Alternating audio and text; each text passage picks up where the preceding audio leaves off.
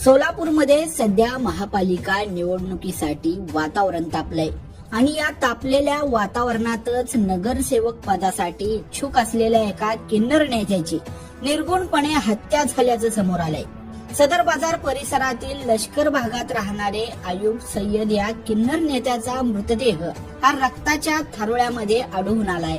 अज्ञात व्यक्तीने त्यांचा खून करून त्यांच्या जवळील सोने, पैसे तसेच मोबाईल आणि त्यांची दुचाकी नेल्याची प्राथमिक माहिती समोर आली आहे। या धक्कादायक घटनेची माहिती मिळाल्यानंतर सदर बाजार पोलीस हे घटनास्थळी दाखल झालेले होते।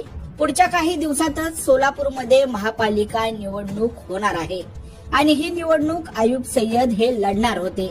गेल्या काहीच दिवसांपूर्वी आयुब सय्यद यांनी आपल्या सोशल मीडियावर प्रभाग क्रमांक 17 मधून मी निवडणूक लढवणार असल्याचे जाहीर केलेलं होतं।